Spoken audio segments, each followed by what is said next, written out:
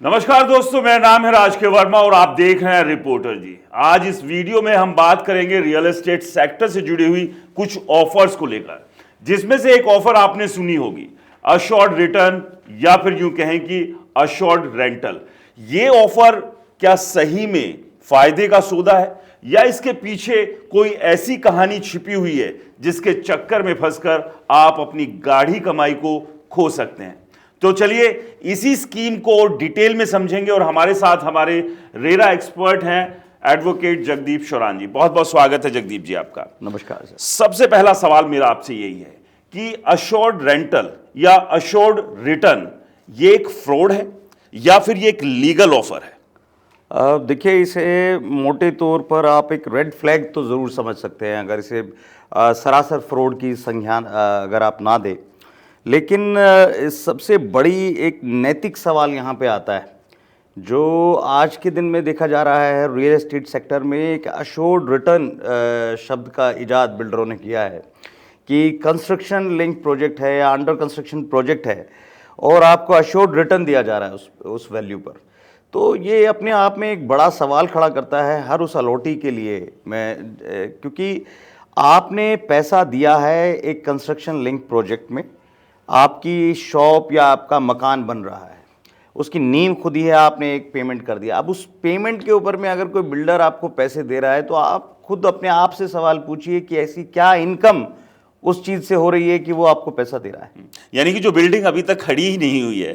तो उसमें कौन आकर रेंट पे, यानी कि किराएदार कहाँ से बसा दिया जो उस बिल्डर को किराया दे रहा है और उससे वो बिल्डर वो किराया लेकर खरीदार को वापस कर रहा है? बिल्कुल, ये बिल्कुल उन सभी अलॉटीज़ को सोचने की बात है कि ये पैसा आपको क्यों दिया जा रहा है। तो आप इसको दूसरे तरीके से सोचेंगे कि शायद आपको बिल्डिंग ही महंगी बेची गई है,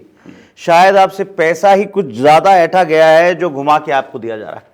यानी कि आपके ही पैसे के साथ एक बड़ा खेल यहां पर बिल्डर खेल रहा है। तो इसलिए आपको ध्यान रखना कि कोई भी स्कीम अगर कोई चिपका रहा है आपके साथ, यानी कि उसके पीछे कुछ ना कुछ झोल तो होगा। मुफ्त में इस दुनिया में कोई भी किसी को कुछ नहीं देता है। एक और मैं यहां सवाल करूंगा, मैंने कई अभी जजमेंट पढ़े जो कि रेरा गुरुग्राम यानी कि हरियाणा रेरा के थे,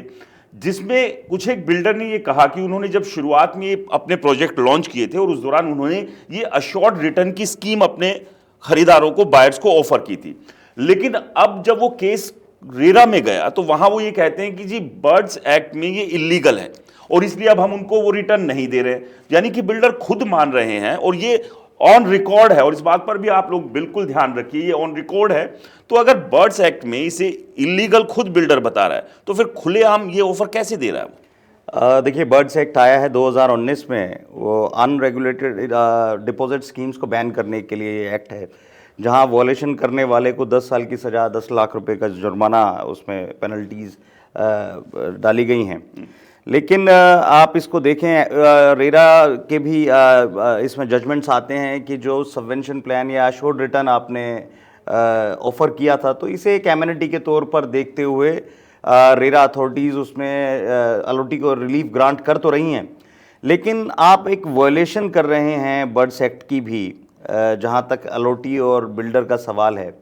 कि आप ये किस तरीके का पैसा यहाँ आप बेसिकली एक इंटरेस्ट स्कीम चला रहे हैं और जिसके लुभावना वादा देकर आप अपने मकान और दुकान जो आपको बेचना है एक अलॉटी को, तो एक आपने लुभावनी स्कीम चलाई जिसके वजह से आपकी मकान और दुकान बिक रही है। लेकिन कहाँ तो वो बर्ड्स एक्ट की भी वॉयलेशन, लेकिन सबसे बड़ी वॉयलेशन देखिए एथिकल ग्राउंड्स की है कि आप एक दुकान के लिए आपने इन्वेस्ट किया, आप एक दुकान के लिए कंस्ट्रक्शन लिंक पैसा दे रहे हैं, साथ में आप चाहते हैं कि बिल्डर आपको एक रिटर्न दे जो कि उसने एक लुभावना वादा दिया है।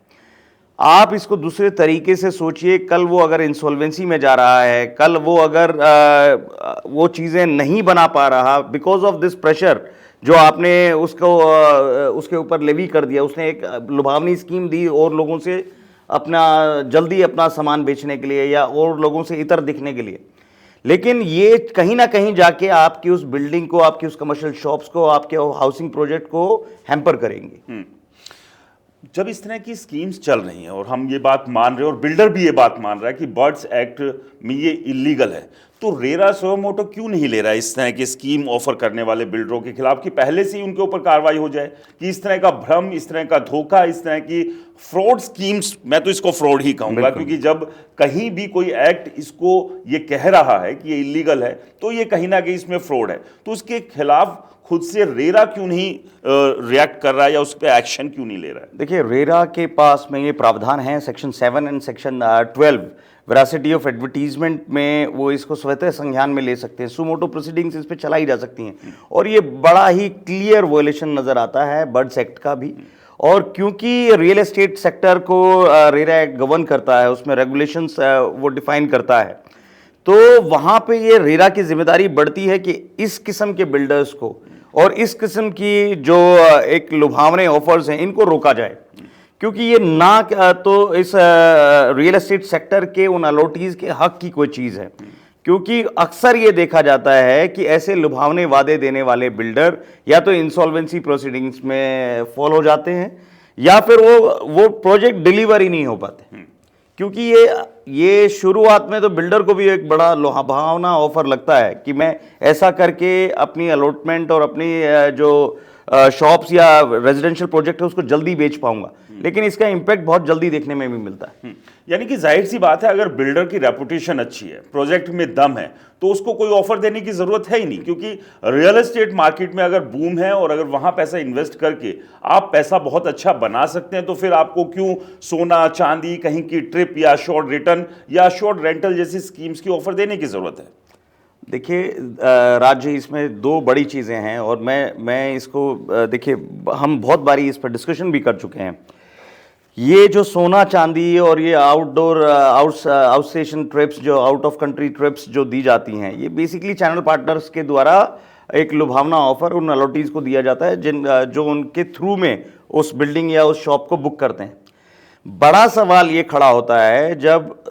Haryana property dealers and consultant act 2008 implemented है, जहां ये बड़ा क्लियरली डिफाइंड है कि जो प्रॉपर्टी में कमीशन है वो 1% से ऊपर नहीं होगा। जब इसकी खुलेआम वायलेशन हो रही है, जब बिल्डर अपने प्रॉपर्टी डीलर, अपने चैनल पार्टनर्स को 4 से 8% इंटरेस्ट रेट, कमीशन रेट दे रहा है, तो ये सारी चीजें शुरुआत एक गोल चक्कर शुरू होता है जहां करप्शन से लिंक्ड है ये कंप्लीटली। तो ऐसी चीजों को अगर रेरा काबू में नहीं ला पा रहा है तो एक कहीं ना कहीं कमी है इस बात। जाहिर सी बात है, और आप यहां से इसको इस तरह से भी समझिए कि जब जमीन के ऊपर एक ईंट लगी नहीं है और जब वहां पर कोई किराएदार बसा नहीं है, क्योंकि किराएदार तो तभी बसेगा जब ईंट लगेगी और ईंट लगकर वो इमारत खड़ी हो जाएगी और वहां पर कोई रहना शुरू कर देगा। या शॉर्ट रिटर्न की बात करें यहां पर, तो कि वो प्रोजेक्ट तैयार हो गया है, अब मार्केट में वो प्रोजेक्ट और महंगे दामों पर बिकेगा और वहां से जो और ज्यादा पैसा बनेगा उसमें से बिल्डर कुछ हिस्सा देगा। दोनों ही चीजें अभी यहां पर स्टैंड नहीं कर रही है। ना ही तो अभी तक उस बिल्डिंग में रहने के लिए किराएदार आया, क्योंकि बिल्डिंग बनी नहीं है, तो ऐसे में किससे लेकर किराया आपको बिल्डर दे रहा है? तो यहां पर आप अपना दिमाग लगाइए और अपने मेहनत के पैसे को बचाइए कि कहीं आप इस तरह के लुभावने वादों में फंसकर अपनी गाढ़ी कमाई खोने तो नहीं जा रहे, क्योंकि ऐसे ढेरों केसेस हैं जो अभी भी या तो वो लोग दर दर की ठोकर खा रहे हैं जो इस तरह के लुभावने वादों में फंस गए थे, क्योंकि उसके बाद बिल्डर प्रोजेक्ट डिलीवर कर ही नहीं पाया। बिल्डर ने अपना माल इकट्ठा किया और वो सरक लिया और परेशान होते हैं फिर आप और हम जैसे लोग। तो इसलिए कोई भी मार्केट में किसी भी तरह की ऑफर के साथ रियल एस्टेट में माल बेच रहा है तो एकदम से उसे लेकर सतर्क हो जाइए, अच्छे से छानबीन कीजिए, हर डॉक्यूमेंट्स को गहराई से देखिए, समझिए, उस बिल्डर की रेपुटेशन को जानने की कोशिश कीजिए और उसी के बाद उस प्रोजेक्ट में इन्वेस्ट कीजिए, या रहने के लिए ले रहे हैं तो उस लिहाज से उसमें जाइए। तो इस तरह की ऑफर से आप लोग सावधान रहें। रिपोर्टर जी की कोशिश यही है कि रियल एस्टेट सेक्टर में जो ट्रांसपेरेंसी नहीं है उस ट्रांसपेरेंसी को वापस लाया जाए और आप और हमारे जैसे लोग जो बिल्डर को अपनी गाढ़ी कमाई सौंपते हैं, उनसे जो बिल्डर वादे करते हैं वो वादे पूरे हों। तो इसलिए किसी भी ऑफर के चक्कर में मत फंसिए, क्योंकि अगर रियल एस्टेट को जो कहा जाता है और हम भी मानते हैं कि प्रॉपर्टी में जो दम है इन्वेस्टमेंट अगर आप वहां डालते हैं तो वहां से आप अच्छा पैसा बना सकते हैं। तो फिर ऑफर की जरूरत ही क्या है, और अगर कोई बिल्डर ऑफर दे रहा है इसका मतलब उसके माल में दम नहीं है। तो चलिए आज के वीडियो में फिलहाल इतना ही, लेकिन रियल एस्टेट सेक्टर से जुड़ी कोई भी आपकी समस्या, कोई भी सुझाव है, और इसके अलावा कोई भी बिल्डर अगर आपको लगता है कि परेशान कर रहा है, किसी के साथ धोखा हुआ है, या कोई इसी तरह की फ्रॉड की कोई कहानी आपके पास भी है, तो नीचे दी गई मेल आईडी पर आप मेल कर हमें शेयर कर सकते हैं। उसके ऊपर भी हम लेटेस्ट वीडियोस जरूर लेकर आएंगे। नमस्कार।